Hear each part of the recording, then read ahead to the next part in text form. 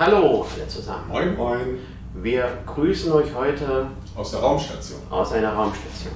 Wir wollten heute eigentlich, wie man vielleicht aus den Ankündigungen entnehmen kann, über ein Spiel berichten, aber aufgrund unserer Verantwortung und dem Jugendschutz haben wir uns dann doch dazu entschlossen, es auszulassen. Auslassen. Wir lassen im Hintergrund ein paar Szenen laufen, aber werden da jetzt nicht weiter in die Tiefe gehen. Genau. Jugendschutz geht einfach vor und wir waren uns hier nicht 100% Wir sind beide Eltern und wir müssen sagen, unseren Kindern hätten wir es nicht gegeben. Deswegen haben wir uns ein anderes Thema ausgesucht.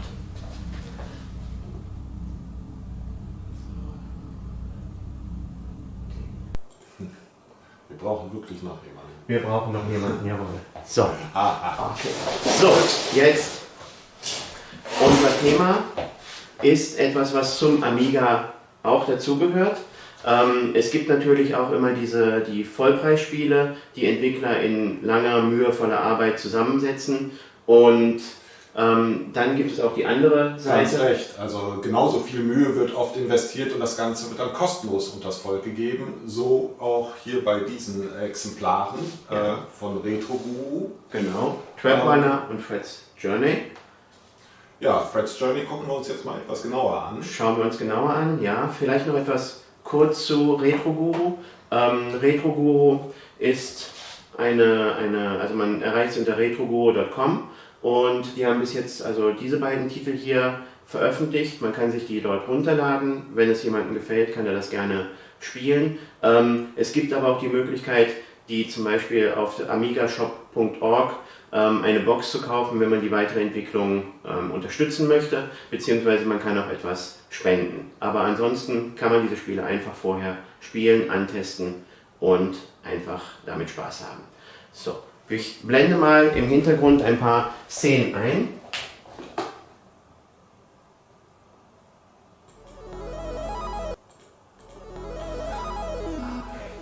Da ist der Retro-Guru.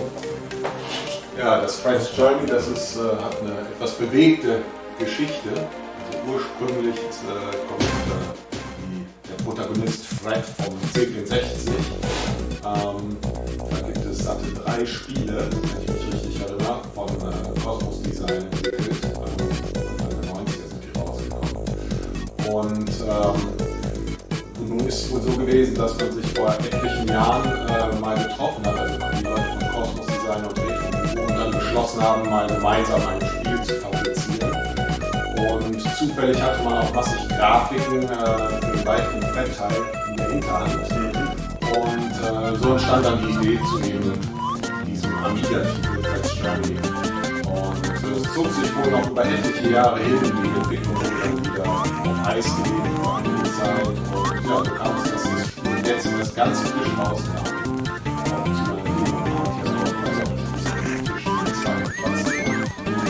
Ja, es handelt sich hierbei um ein typisches Jump'n'Run. Es ist auch etliche auf dem Amiga gibt.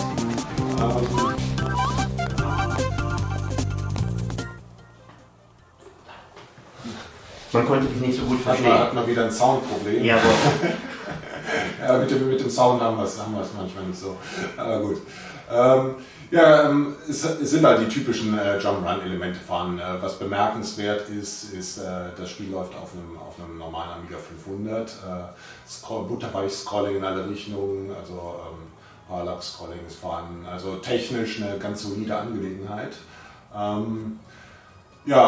Spielerisch auch solide, würde ich sagen. Es gibt keine besonderen Features, sage ich jetzt mal, die jetzt herausstehen. Also man kann hüpfen, man kann laufen, man kann Dinge einsammeln, Extras einsammeln und so weiter und so fort.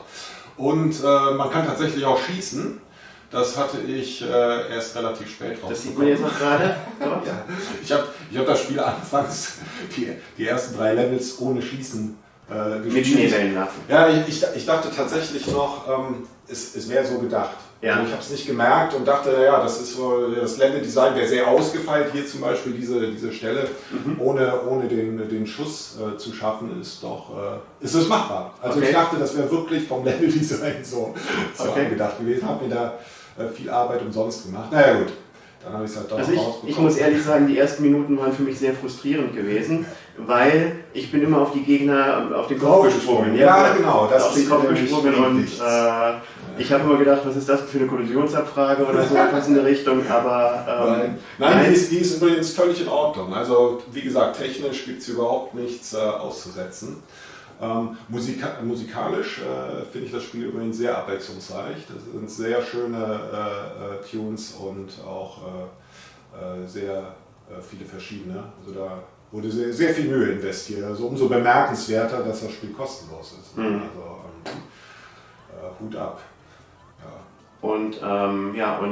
Und Fred ist aber wohl eine große Nummer auf dem C64 gewesen. Ja, manchmal schon. Das ist, Anfang der 90er gab es 3 Teile, ne? Von Fred's Back hießen die. Fred's Back 1 bis 3.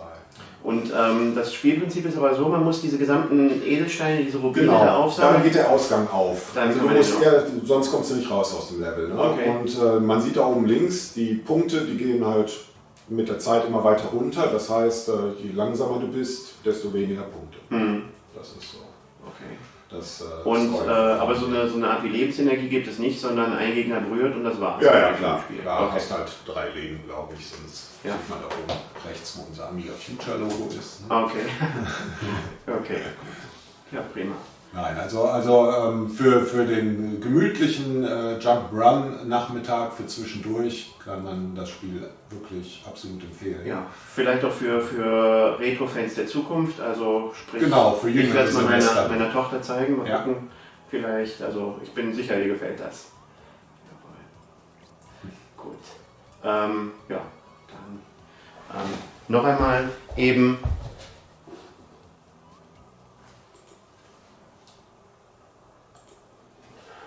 wem das gefallen hat, der kann dann auch gleich auf der Webseite eben Trapwiner mitnehmen. Trapwiner ist auch ein Jump-and-Run-Spiel mit einem etwas düsteren Thema, aber trotzdem lustig.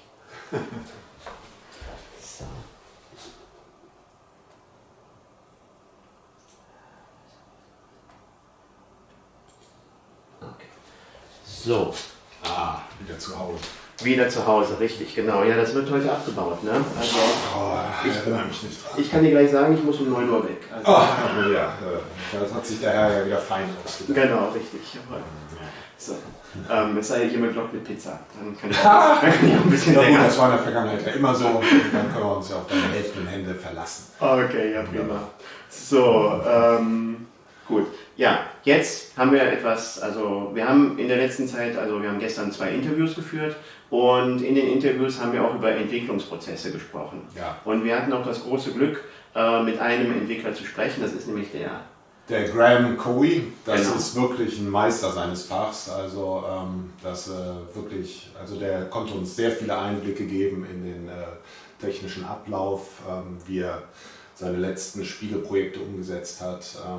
Und zudem, was auch ein schönes Projekt von ihm ist, er hat einen Entwicklerblog, wo er eben Newcomern beibringt, wie man auf dem Amiga Spiele entwickelt. Mhm. Das Ganze auch garniert mit einem schönen Youtube-Kanal. Also sehr empfehlenswert. Also, wenn da draußen der nächste Retro-Guru wartet, der seine Spiele so unters Volk bringen möchte, dann jetzt gut zuhören. Jawohl. Lernen vom Meister. My name's Graeme Cowie. I guess I'm 45. I live in northeast England. I've been an Amiga fan since I was around about 15, I would say. Loved the Amiga. Grew up with it. I had an Atari ST before the Amiga, which we might talk about. Blasphemy. Yeah, there's a story behind it as well. So yeah. I grew up with the Amiga, I sort of learned quite on the Atari ST, but then, fine-tuned it on the Amiga. And then, probably when the Amiga sort of was burning out, I guess, around about the early 90s, well, probably mid-90s, I kind of put it away, got into girls, holidays, that type of thing, and then got it back out in, October 2017, I think it was, and then just got the passion back. But yeah, I love retro gaming. I love programming. yeah, that's pretty much me as an introduction. You probably, I mean, it's one thing. Me handle on the internet is normally McGeezer, so you know, if you want to search me, you can find out what I get up to with that. So yeah, that's me. So you mentioned that your passion was coding. So did you code from the start when you were 15, or was it something you learned later on? No, it was well, when I was about probably 8-year-old, my mum and dad got me a ZX Spectrum, where it was like a 16K ZX Spectrum with a rubber key, and I was like, and then this lad came round who was a few years old, and he says, "Hey, look at this, what I can do," and he sort of like printed his name down on the screen. I was like, how did he do that? So I sort of like, you know, just started experimenting like that, and that's when you kind of get the programming bug at that early age. So I was like, and then next week he came round and I was like, "Hey, look what I can do," you know. And then I was lucky enough to get a 48K Spectrum as well, and then I moved on to a few years later. I moved on to an Atari 800 XL, and it was mainly basic at this time. Yeah. Wasn't assembly. But then when I got the 800 XL, I started, you know, basic was starting to become a bit sort of like too slow. So I started delving into the 6502. And also on the 800 XL, you had like these mini copper lists, the display lists they were called. So I was delving into there, and then, you know, then I sort of like, you know, another friend had got an ST, and the first game he showed me was Sidewinder, and like with the big explosions and things like that going. I was like, oh man, I've got to get one of these. So I played with my mum and dad to get us one of them, and when I got that, my dad said, "Wow, these games cost quite a bit of money, mine, don't they?" He says, "He says, I hope you've got plenty of paper rounds." And, so what he ended up doing was taking me to a computer club where there was a lot of coders there, and I took my ST along to copy the menu discs and things like that. Well, then I got talking to some coders. We're doing 68,000, and that's how I got into code, and it was like menus and things like that, and I learned quite a bit from them. That's how it kind of went on from there. Well, you certainly improved a lot, because after all, you are most famous for your recent Riga port to AGA Amigas. So could you tell us a bit about that project? Mm-hmm. So it was a bit of a funny one, because I've always loved the game Riga. When I was like in my early teens, I spent a lot of time at my grandparents' house, and they lived at like the seafront. So there'd be sort of, you know, every time I would go there, I would go down to the arcades and I would play the likes of, you know, Riga, Bomb Jack, Gauntlet was there, you know, Super Sprint, Space Harrier, Nemesis, Sidewinder, all those games, and I just absolutely loved them. But one or two games that always stood out was certainly Bomb Jack. I played a lot on, because it was quite easy to get to grips with. But also Riga. Now, Riga was a really tough game, but there was, at the time, I remember seeing nothing else like it. You know, graphical wise, it was just an absolutely beautiful game. I thought that's you know, and I remember putting 10 pence in and sort of like going, wow, that didn't last long. I've sort of like lasted like 2 minutes, but I think it was like the first game I'd seen with parallax scrolling as well. Uh-huh. So, you know, there wasn't many games back then doing parallax scrolling. I thought that was really neat. So, you know, like I say, at that point in time, you know, I was kind of, the arcade games were much better than like the home computer games and stuff like that, and the game always stuck with me. And then when we got the likes of MAME, I would play it on MAME and stuff. And then when I got the Amiga back out the attic in 2017, I got all my old source discs out and I started programming. And you know, I ended up doing Bomb Jack Beer Edition as a game, but you know, there's you know, that was before Riga, but there was a thread on the English Amiga board where somebody had I forget what the guy's name was, Sandruzo I think it was, oh, you know, we're going to convert Riga to the OCS Amiga, and it was a huge thread. It's still there, if you conversion caters, I think it was, and it's the title of the thread. And basically it was like, how would you convert Rygar to the A500 OCS? And he actually attempted to do it, but he had what happened was he had some other guys on board that had converted all of the 27 levels of the tile sets. So all of the graphics were all done. Which for me, I mean, I don't know about you, but I'm absolutely terrible at and even level design, I'm just even worse, you know what I mean? So it was like it was kind of like and of course, when you think about it, Rygar, an arcade perfect port of Rygar to the A500, it's quite a stretch to do. So the project sort of died off. And so what I did was, well, can't really be done on the A500, but I'll probably do it on the A1200. And at the same time, they were launching a game competition on the EAB.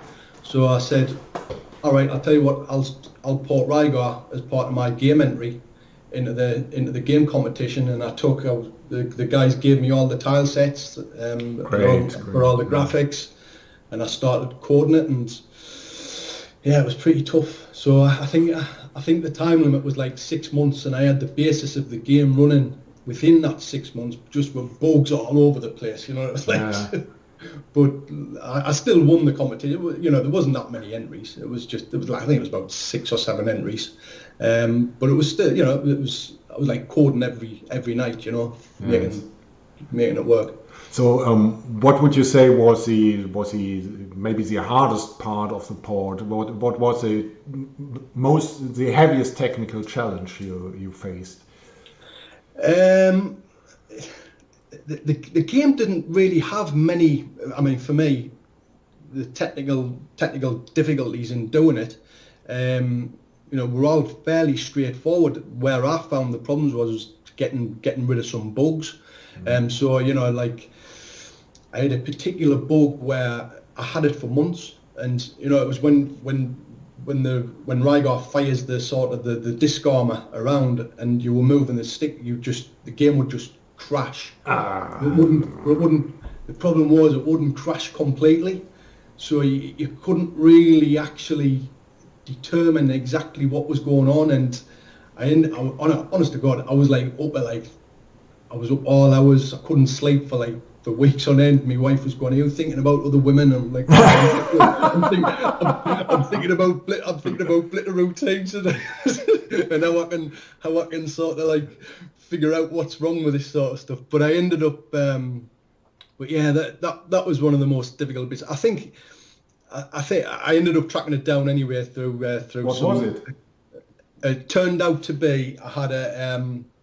So there's two movements. There's two movements Rygar can do. He does when he fires left or right.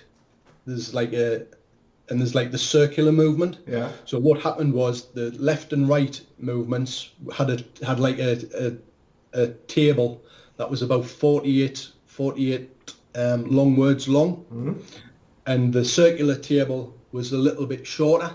It was about 38, 32 long, just for the animation points. Yeah. So what was happening was when you were swapping, when you were doing the motion, the other index was, exactly, it would swap into the other index and just blow it, and then feed the blitter with just absolute crap. Yeah. And then you'd just it wouldn't crash the game. And I was damn it. So all it was, I just had to just make the tables the same size, and that's how I got round it. But detecting what it was just drove us absolutely mad. But yeah, I mean, I think the other probably the other hardest thing was that there's a point in the game where when the time runs down, the background fades to black, and getting that to run, I could have done it like the easy way and just had the game completely slow down while it updates all the color registers. But because the AGA Amiga, I've got quite a lot of colors involved in the background. I had lots of gradients going on. I had to fade them down as well, and it wouldn't have looked very good. So what I ended up doing was I just ended up quite naughty. I just had 16 copies of the copper list in memory at one time. And then yeah, just switch them. And then I just switched down to change the colour down, and it cost me 16k, but as opposed to 1k, but hey, who cares? Who cares when you got 2 mega chip RAM? Sometimes a man has to do what a man has to do. You know what? It was a good, well received port, I think. Good. So what? While Riga is certainly an outstanding Amiga game by itself, you also made a really beautiful box. Get 10 boxes made up, and the guy who did all the tile sets, Kevin Saunders, he's doing the graphics for Richard Lowenstein's game, I think. Yes. Yeah, he's really great graphics artist. He did the front cover art. So we took the sort of the old images from old box art from back in the day on the 8-bit platforms and basically upscaled them for the 16-bit platform, and he touched them all up in Photoshop and whatnot, and he'd done the design of the boxes and everything, and to the point where I was happy with it, and I put the little text on the back, and it just all worked, and I had initially 10 boxes made, so there was a few people involved in the game. There was about 6 of us involved in the game. Me with the code and Kevin with the tiles. Ross, who's an amazing coder. He's always on the EAB. There's nothing that guy doesn't know about the Amiga. It's incredible. And Martin Eriksson as well, DJ Meachun, who've done the music. I mean, that guy is an absolute genius on the audio side of things. So what I did was I really wanted to give them guys a box, just to say thank you for helping bring the game to the Amiga. And also I had a few YouTubers as well who were following the game, and I thought, well, I'll send them a box as well. And then what happened was, it was around about the time of Amiga 34. I still had a couple of boxes left, so I thought I'll go to Amiga 34, showcase the game. And I ran like a little competition of I think if you come and play the game, you get you got a high score, you get a box, and I forget what the other one was. Oh, it was a raffle, wasn't it? Yes. It was a raffle. Yes. Yeah, it was a raffle, and Patrick Nevian won that one, I think. Ran it, and the amount of people that came over to me and said, "Oh God, I love the box. I've got to buy the box." Really, I had it in my hands. It was probably the most beautiful box I ever had. It's fantastic. Yeah, there was a guy. He came over and he bought I think he bought 10 raffle tickets, just to try win the box. The poor guy, he didn't win. I felt so sorry for him, and I was like, the guy, the poor guy, he I said, give me your email address, and if I have some more boxes made, I'll contact you. I was just influxed with people saying, I've got to have the box, and I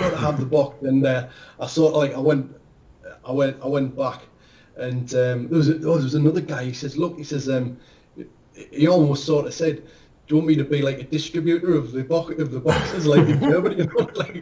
And I was like, all right, fair enough. So I came back and I thought, you know what, I'm just going to get I'm going to get some more made. So I had another 50 of the boxes made, and I gave them out. I didn't give them out, they went out at cost. So I made no profit on them or anything like that, or any profit you do make, you just put back into the Amiga, of course. Or you just get on flights and go and see places, events, that type of thing. But yeah, I mean, on the back, so I really wanted it to be just a limited run of boxes, and people who followed the project will get a box. Yes. And fair enough. Yes. But yeah, as I mentioned to you yesterday, there's some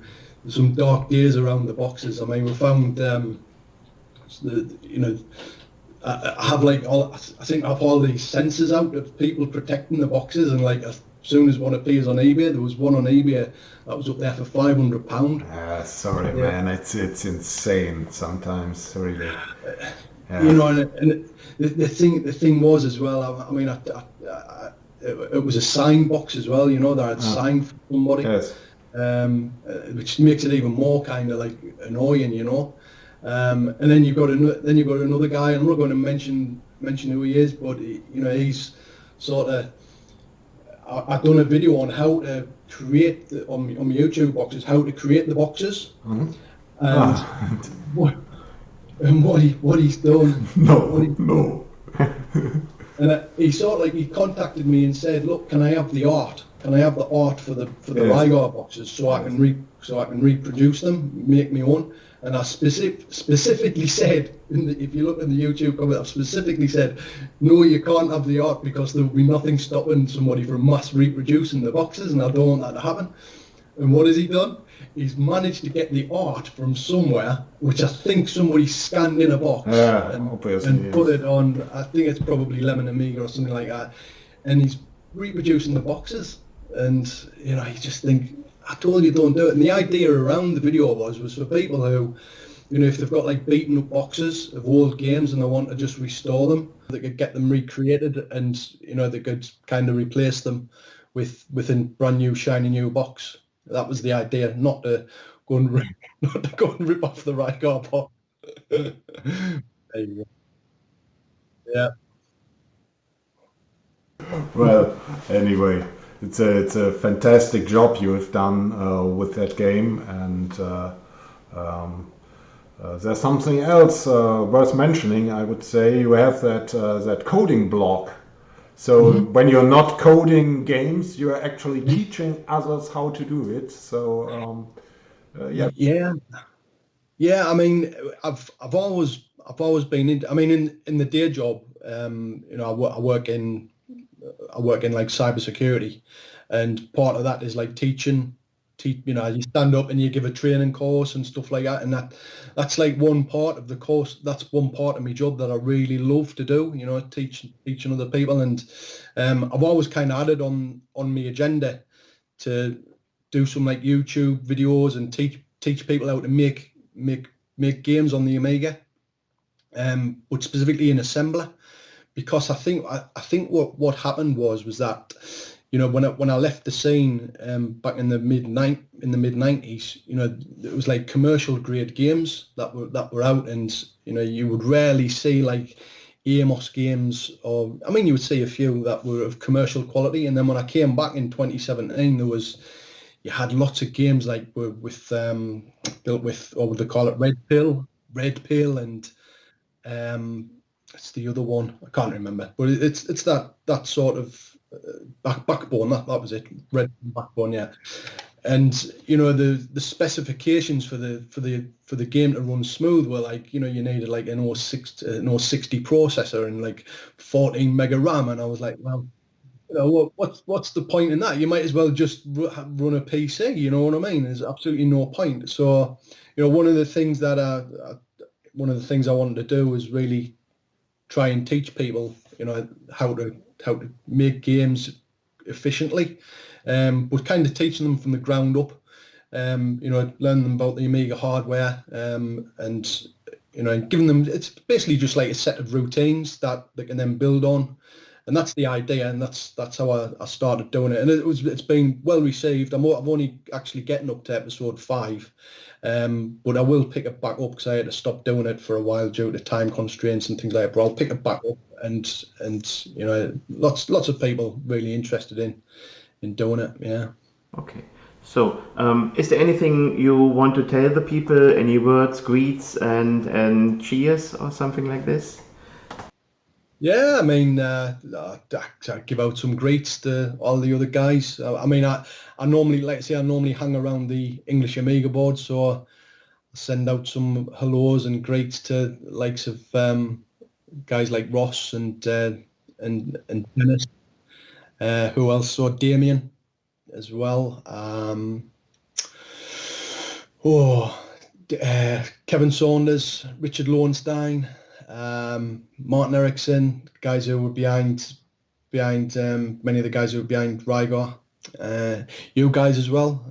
You know, it'd be good if we were. It's a shame we couldn't get to an Amiga 35 this year. And I'm sure I would have went. I was going to go to the one in Amsterdam. It would have been great to catch up and see what you were doing. But apart from that, no, I'm going to enjoy the summer and then get back to some coding. Yeah, very well. Then thank you so much for this nice interview, and happy coding. Cheers, boys. That's been really good. I really enjoyed it. See you later.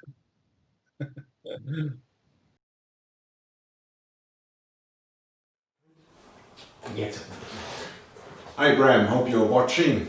Thanks again for this really awesome interview. It was fantastic. All the insights you gave us. Thanks a lot, really appreciate it. And well, I hope to see you again at the next Gamescom or next Amiga event, whatever. And yeah, I say cheers, you old obnoxious. Okay, das war ein kleiner Insider zwischen denen. Ja, bevor es jetzt weitergeht, beziehungsweise das nächste Thema ist Emulatoren für alle die Leute, die es nicht schaffen, irgendwie bei den bekannten Verkaufsplattformen einen Amiga zu bekommen oder weil im Moment die Preise ja doch recht anspruchsvoll sind.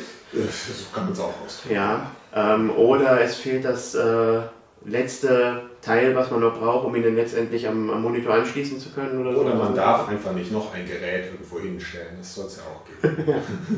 Das gibt es auch, jawohl. Das ist die Hausfrauenregel, ne? Jawohl, okay, gut. Deswegen gibt es aber auch eine schöne Erfindung, die nennt sich Emulatoren, zu denen kommen wir gleich. Vorher möchte ich noch kurz darauf hinweisen, wenn wir schon mal hier ein paar Sachen mit den Lautstärke haben und so das alles, alle Videos wird es auch bei der Amiga Future im YouTube-Channel geben. Da ist alles gerade gebogen. Da wird alles gerade gebogen, auch das Video vom ersten Tag mit stundenlangen Kommentaren.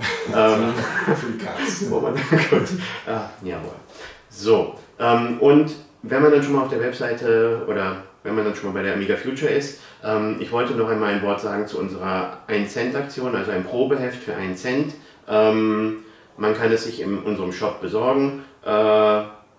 Wie gesagt, man kriegt dann ein Heft, man kann sagen Deutsch oder Englisch, für 1 Cent plus Versandkosten. Jawohl. Und schon sind wir beim Thema Emulatoren. Was haben wir denn zum Thema Emulatoren sozusagen? Also, zunächst einmal, wie ich eben schon gesagt habe, man hat nicht immer Hardware zur Verfügung, keinen echten Amiga, dann ist es schon mal ganz gut, dass man einen Prozessor simulieren kann, also dass man einen anderen Prozessor, wir haben ja alle Intel-Prozessoren jetzt mittlerweile, darf ich das so sagen, dass wir Intel-Prozessoren haben? Okay, gut, in Ordnung. Also Intel und darauf kann man dann tatsächlich unsere alten Motorola-Prozessoren simulieren. Das war früher recht langsam, mittlerweile geht das aber rasend schnell. Ja gut, und nicht nur die Prozessoren werden nachgeäfft, sondern natürlich auch die ganzen Co-Prozessoren, die den Amiga ja ausmachen. Ne? Genau. Also sprich, man hat letztlich ein Programmchen, das das komplette Amiga-System dann nachbildet. Und mit Hilfe von virtuellen Disketten kann man dann auch die ganzen alten Spiele wieder anspielen, so man sie denn besitzt. Genau, sofern man sie besitzt und man damals schon mal Zeit hatte, sie in dieses ADF-Format umzuwandeln. Jawohl. So, einen kleinen Fallstrick gibt es dabei noch. Also zunächst einmal die Software, die man dafür verwenden kann, ist zunächst einmal auf Windows-System WinUAE, nennt sich das Gesamte. Man kann das Paket herunterladen, ist sogar gratis, wenn nicht kostenlos. Kostenlos, auch Open Source oder weiß ich gar nicht. Ach, das weiß ich nicht. Weiß ich nicht. Ist Open Source? Nee, glaube ich nicht. Ja gut, aber der Nachfolger, also ein Projekt, was darauf basiert, das FSUAE, deswegen komme ich auf die Idee, dass Open Source sein könnte. Der ist auf jeden Fall ist basiert ursprünglich auf WinUAE. Jawohl, genau. Also zumindest WinUAE verwendet man, wenn man einen Windows-Rechner zu Hause hat, FSUAE, wenn man einen Mac verwendet oder einen Linux-Rechner zu Hause hat. Und man kann sich damit seinen Amiga sozusagen zusammenklicken. Ich zeige einfach mal, wie so etwas aussehen könnte. Das ist noch Wir hatten ja in der ersten Folge auch erwähnt, es gab ja eine ganze Reihe von Amiga-Modellen, die sich auch bei Prozessor oder auch bei den grafischen Fähigkeiten ja doch unterschieden. Und die Emulatoren, die heutigen, eben die wir ja ansprechen, die können diese ganzen Modelle im Grunde genommen nachbilden. Genau. Und je nach Spiel, also es gab natürlich auch Spiele, die für ein bestimmtes Modell gebastelt waren oder vielleicht zu einer Zeit, als es noch gar nicht den Nachfolger gab. Und dementsprechend gibt es natürlich auch ab und zu mal Kompatibilitätsprobleme und dem kann man entgegenwirken, indem man sich eben genau die für das jeweilige Programm passende Konfiguration zusammenstellt. Also mit dem und dem Prozessor, mit so und so viel Videospeicher und so weiter und so fort. Am Anfang ist das auch ein recht gutes Gefühl, wenn man einfach so aus einer Liste einen 060er Prozessor auswählen kann und man hat die Power zur Verfügung. Eine kleine Sache gibt es aber noch. Die kleine Sache ist tatsächlich sehr klein. Das sind diese hier. Das sind die Kickstart-ROMs eines Amigas. Quasi das Kernbetriebssystem des Amigas. Genau, das was übernimmt, sobald man das Gerät einschaltet. Diese kleinen Dinge gibt es als Softwarekomponente, beziehungsweise also man hat zwei Möglichkeiten. Man kann einmal diese Chips mit Hilfe von Software an einem laufenden Amiga auslesen. Auf der anderen Seite fragt man sich dann, wenn man einen laufenden Amiga hat, wofür braucht man die Emulatoren? Und wie gesagt, da kommt wieder der Hausfrauenfaktor. Ja gut, okay. Da gibt es unzählige. Gibt es viele gute Gründe dafür. Wenn man Zugriff auf solche ROMs hat, dann kann man WinUAE eben einsetzen. Ansonsten gibt es da eine Möglichkeit, die nennt sich Amiga Forever. Das ist auch das Programm, das wir hier im Hintergrund sehen gerade. Das ist im Grunde genommen ein kommerzielles Paket rund um WinUAE. Noch ein Frontend davor gesetzt. Das muss man nämlich sagen. Also WinUAE ist sehr mächtig. Ja. Also man kann wirklich den virtuellen Amiga bis ins letzte Detail einstellen. Aber die Oberfläche ist vielleicht nicht für jedermann nach jedermanns Geschmack. Also das ist relativ komplex. Und Amiga Forever verpackt das Ganze dann in einer deutlich einfacheren Oberfläche. Ja. Und es ist eben zeitgleich dann auch sind ROM-Images, also von diesen Kickstart-ROMs sind mit dabei. Ja, also man hat im Grunde genommen eine Lösung, die sofort funktioniert. Genau, Workbench ist auch mit dabei. Hier im Hintergrund sieht man gerade so ein paar Systeme, die da gestartet werden. Eben, das waren Amiga 500. Jetzt bin ich gerade mal gespannt, was da werden wird. Vielleicht, wenn man die Lautsprecher ein bisschen aufdreht, hört man auch das leise Ticken vom Diskettenlaufwerk. Selbst das wird simuliert. Jawohl. Das ist jetzt ein 1200er ohne etwas dabei. Richtig, das ist vielleicht auch noch interessant zu erwähnen. Also gerade sowas wie Disketten, Ladegeschwindigkeiten und so weiter. Also wenn man es wirklich puristisch haben möchte, also das Feeling von damals 1:1 rüberholen möchte, kann man dem Emulator sagen, er soll bitte die gleiche Geschwindigkeit nachbilden, wie das Originalgerät hatte, inklusive langer Ladezeiten. Wer nicht so viel Zeit damit verbringen möchte, dem Klackern zu lauschen, kann natürlich auch dem Emulator sagen, er soll einfach die virtuelle Uhrzeit ein bisschen vorspulen und dann sind Dinge, die früher eine Minute geladen waren, eben in ein paar Sekunden. Genau, Start. Weil es eben so möglich ist mittlerweile. Ja, da unten sieht man auch, was ich jetzt gerade aufklappt. Man kann auch zum Beispiel einen Game-Controller, den man sowieso am PC hat, benutzen, um Spiele zu spielen und so etwas alles. Also da braucht man dann noch keine speziellen Amiga-Hardware-Controller dafür oder Spiele, Pads, Gamepads, Joysticks dafür, sondern es funktionieren auch die vom PC. So, also für jemanden, der wieder nach langer Zeit mal wieder Amiga-Luft schnuppern will, ist das sicherlich die komfortabelste Lösung. Ja, und die schnellste, bevor man Unsummen in echter Hardware. und dann feststellt, die alte Gurke wollte ich nie wieder sehen. Aber das ist natürlich dann auch schon ein sehr spezifischer Geschmack, den wir natürlich respektieren. Gut. Hier startet jetzt gerade nochmal, ich glaube, das ist das absolute Luxuspaket. Das ist dann eben in Amiga Forever. Nee, das ist nochmal eine alte Variante. Gut. Also es gibt auch einen komplett vorkonfigurierten Amiga, auf dem läuft dann auch Opus und also etwas mit dabei. Man kann damit direkt loslegen. Ach, apropos loslegen, bei Amiga sind glaube ich auch einige Spiele und sowas. Spiele, Demos, jawohl, genau. Das sieht man auch hier, wenn ich mal meinen Kopf ein bisschen was auf Seite setze, dann da steht auch etwas von Spielen, Demos und so weiter und so fort. Gibt es in verschiedenen Editionen, aber wenn man nur an die Chips ran möchte, reicht eigentlich die preiswerteste. Und wer vielleicht auf der Amiga 34 gewesen ist, der sollte und das Programmheft noch nicht weggeworfen hat, sollte sich das mal genauer angucken. Da war nämlich ein Key da drauf. Ich glaube, die sind aber abgelaufen. Die sind abgelaufen, okay, gut. Ich glaube, die hielten nur 2 Wochen oder so. Ah, okay, ja dann. Ich meine, ich kann mich täuschen, aber bin mir eigentlich sehr sicher. Okay, gut. Dass die gut sind. Okay, in Ordnung. Ja, dann würde ich doch sagen, machen wir den Leuten noch mal ein bisschen was den Mund wässrig, was man mit so einem Emulator auch alles zocken kann. Auf jeden ich Fall. meine, Wobei, du hast dir die Mühe gemacht, das ja, alles auf echter Hardware zu spielen. Alles, was ich aufgenommen habe, stammt von einer echten Maschine. Genau, ich hatte nur extra gesagt, dass du das warst, weil deine Spielkünste sind ja jetzt wirklich nicht vom weiteren Besten. Dankeschön.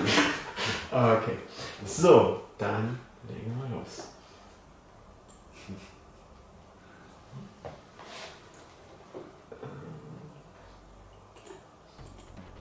So. Soll man uns nicht zur Sicherheit vorher noch verabschieden? Na, das machen wir hinterher. Das kriegen wir hin. Ja. Ah ja, gut. Genau, hier haben wir nämlich gestern ja abbrechen müssen zeitlich. Ne? Ja, ich weiß, jeder hat sich schon gefreut, dass wir Battle Isle zeigen und dann war da plötzlich Schluss gewesen. Also das war ja das Strategie-Taktik-Spiel schlechthin auf dem Amiga. Also Anfang der 90er kam das raus und ja, wie man hier sieht, also es geht darum, entweder alle Einheiten des Gegners zu besiegen oder das Hauptquartier, das sieht man hier gerade links im Bild oder auch tatsächlich da rechts auch des Gegners einzunehmen. Also sowas wie Schach in schön. Ja, jetzt sehe ich auch wieder was. Was spielerisch vor allen Dingen interessant war diese Aufteilung in 2 Modi. Also während der eine Spieler seine Einheiten bewegt, konnte der andere Angriffe ausführen. Und wenn das Ganze erledigt war, wurde sozusagen getauscht. Dann war der andere dran. Und zwischen diesen Wechseln gab es dann diese Sequenzen, wo dann die Kämpfe sozusagen ausgewürfelt, ausgespielt wurden. Es gab etliche Datendisketten dazu. Also hier so ein Mondszenario, vorhin war Wüste. Das war auch, also das hatte ganz tolle Levels, gerade das Wüstenmeer. So, jetzt kommen wir aber zum nächsten Spiel. Jetzt ruhig mit ja. Gut, ich glaube, das war das Spiel, was mir am meisten den Mund wässrig gemacht hat damals, als ich den Amiga das erste Mal beim Freund gesehen hatte. Ich hatte das auf dem C64. Spielerisch war es auch da sehr gut, aber grafisch ist das hier natürlich eine wahre Wonne gewesen. Ja. Die Musik ist ja legendär. Da hat Chris Hülsberg ja seine Meisterleistung abgeliefert. Also, ja gut, ich meine, was soll man dazu noch sagen? Also, ich glaube, das kennt wirklich jeder und es ist über jeden Zweifel erhaben. Genau. Besser geht's kaum. Ja. Technisch gut, Turrican 3 war da vielleicht noch ein Tick besser, aber also diese Kombination aus technischer Brillanz und Spielbarkeit, also ja. Mhm. Ja. Also ich habe es auch sehr gerne gespielt, auch wenn ich nicht so besonders weit. Es war aber auch auf dem C64 ein richtig großer Knaller gewesen und über alle Systeme hinweg war es der große Stolz gewesen. Die C64-Version ist spielerisch teilweise deutlich anders. Also manche Gegner, gerade so die Obergegner, haben andere Verhaltensmuster. Ja. Also hier der jetzt zum Beispiel, auf dem C64 meine ich, zielt er immer auf einen. Aha, okay. Hier fährt er sein Muster ab. Ne? Okay. Ja, okay. Also auf jeden Fall ein Titel, den man sich angucken sollte, wenn man mal neu einsteigen möchte. Also, das sollte der erste Titel sein. Ja. Aber man sieht, man muss hier mit allem... okay, gut. Wobei bei Tollen waren sie jetzt bei nicht so toll. Ja. Also Rise of the Robots war so eine typische Mogelpackung. Ne? Außen Hui, innen Pfui. Also ist ein Prügelspiel gewesen. Also Prügelspiele waren auf Amiga sowieso nicht so populär. Nicht so populär, gut. Das Problem ist, es hat den einen Feuerknopf in der Regel. Ne? Ja. Da ist natürlich auch, stehst du ein bisschen blöd da im Vergleich zu irgendwelchen Konsolen. Ja. Mit mal was weiß ich wie vielen. Aber hier, hier das Intro und alles, das macht ja wirklich Lust auf mehr. Das war schon. Gibt nichts Schlimmeres, als wenn man vorher so angeheizt wird und dann. Ja gut, also das ich weiß nicht, wie viele Disketten man hat. 9? Ich weiß nicht mehr, wie viele das waren, aber es war schon ordentlich. Also da hat man da lustig den hier gemacht und dann bekam man da wirklich, also das spielerisch wahrscheinlich schlechteste Prügelspiel auf einem Amiga überhaupt serviert. Also fängt schon damit an, dass als Spieler nur den einen Roboter, diesen silbernen da irgendwie hat. Also wenn man wenigstens da hier ich hätte ja gerne mal da den gelben da gespielt, aber war nicht möglich. Ja gut, und vielleicht war es auch einfach nicht gut genug, vielleicht gab es den ja später als Bonus. Nee, oder vielleicht das hätten wir wohl mitbekommen inzwischen. Vielleicht können Sie den später als DLC dazu kaufen. Ja, nee, also da gibt es eigentlich nichts Gutes zu sagen. Auch technisch dann, ich weiß nicht, ob man das sieht, da flackert der Schatten dann da über dem Gegner und solche Geschichten. Also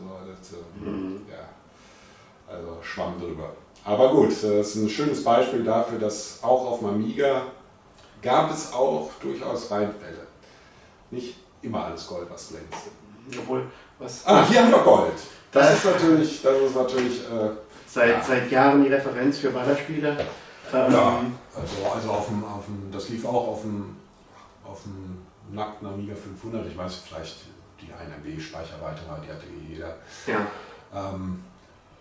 Das war das Amiga ein horizontal scrollendes Ballerspiel, allerdings in einem sehr unkonventionellen Szenario, also in der Natur. Ja, klar. Zu Hause und man steuert eben diese Biene. Das Waffensystem ist so vergleichbar mit mit Gradius. Also man sammelt im Grunde genommen immer den gleichen Extratyp ein, hier diese roten Kreuzchen.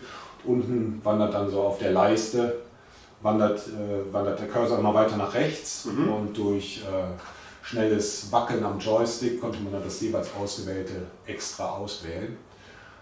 Also gut, also man sieht ja diese Grafik ganz, wunderschön gemalt einfach. Ich entschuldige mich bei allen Zuschauern für den Ohrwurm, den ihr jetzt vielleicht im Ohr habt. Sei froh, dass du nicht allzu weit gespielt hast. Achso, nee, du hast das überlagert. Hast du das überlagert oder ist das gerade die Spielmusik? Nee, das ist nicht die Originalspielmusik. Ich dachte an und diese Biene. Ach so, sag das doch. Nee, weil hier sind auch Ohrwürmer drin. Also das ist auch ein Hülsbeck-Soundtrack und den finde ich fast noch besser als den von Tarkin, muss ich sagen. Okay. Also ich habe hier jetzt für diese Präsentation nicht weiter gespielt als hier. Zugegeben war ich jetzt auch nicht mehr so gut. Hätte ich ein bisschen üben müssen, wie man da sieht. Meine Waffe ist schon wieder runtergegangen.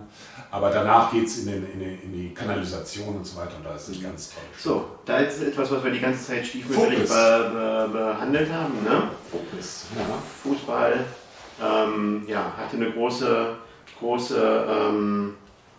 Fangemeinde gehabt.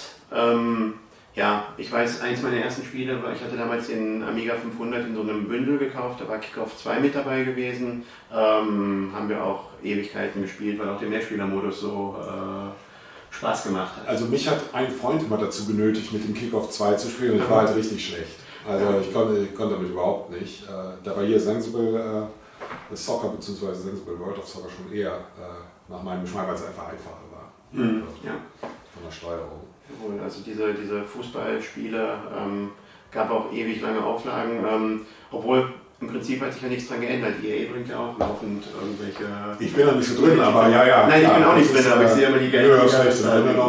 Genau. Das gleiche Spiel, nur mit vielleicht etwas aufgepimpter Grafik und neuen Spielernamen oder sowas.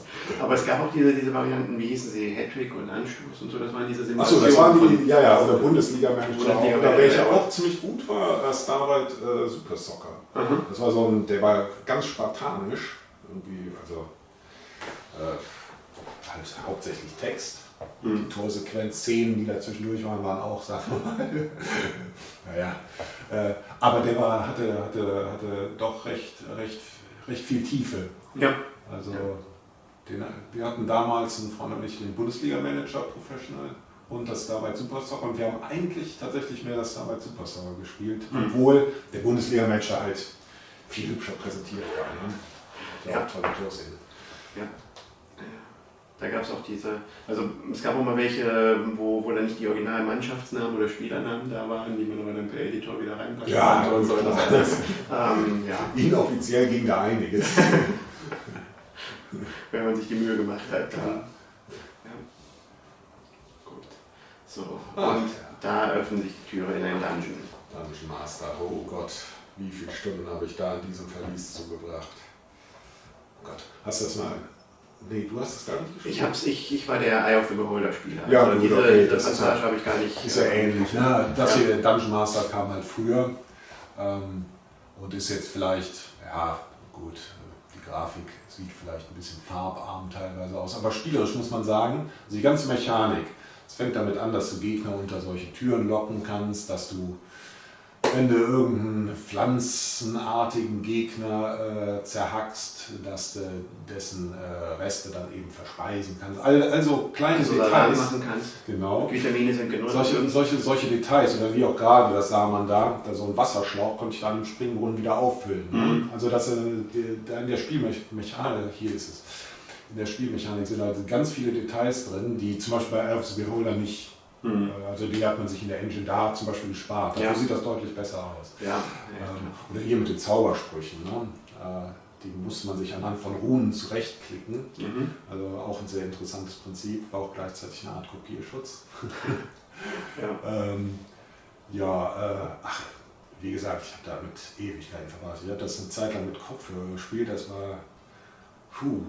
Da hat wie unter die Haut, so, wenn du da so ein paar Ebenen tiefer, wenn da so die Skorpione durch die Gänge krabbeln und du hörst da so ein Rascheln da drüben. So. Ich hatte schon.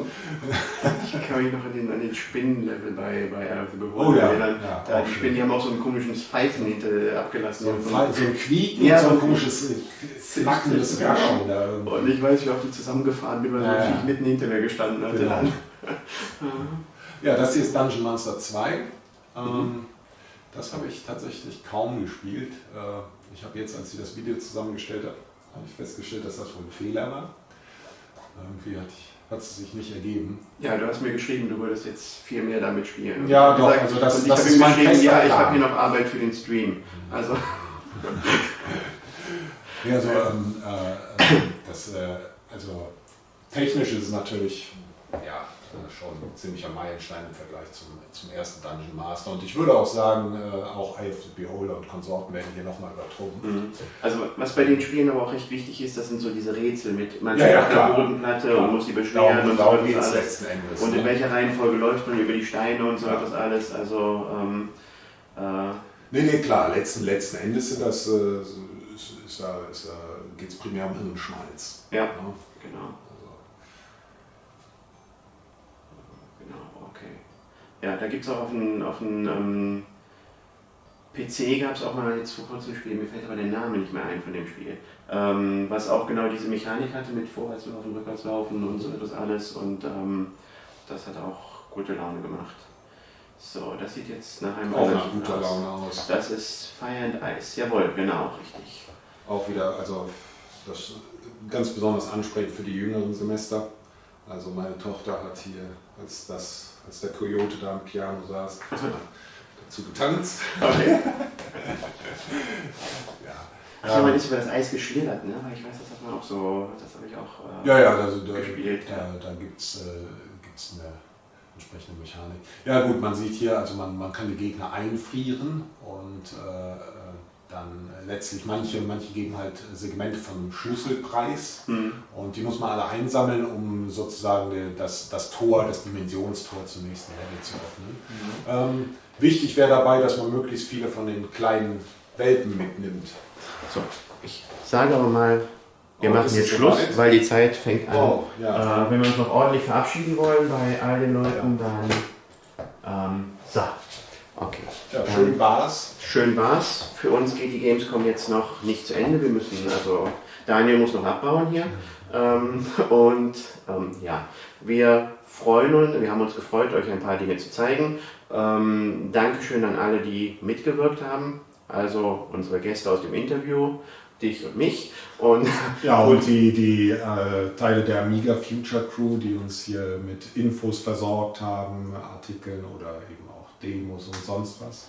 Genau. Also der Markus, der uns die Demos geschickt hat, und der Andreas, der immer noch in letzter Minute noch irgendwelche Bilddateien uns hat zukommen lassen und so etwas alles. Und viele Grüße an das restliche Amiga Future Team natürlich. Die alle Monate immer wieder alles geben, um eine Zeitschrift fertig zu machen. Großes Hallo an Silke für das große Lob für unseren Stream. Okay. Was, wir sind gelobt worden? Ja. Ach du Schande. Ja, doch, ist vorgekommen. Zwar von einer Kollegin, aber... Okay. So, dann sagen wir Tschüss und allen noch viel Spaß bei der Gamescom. Bis dann.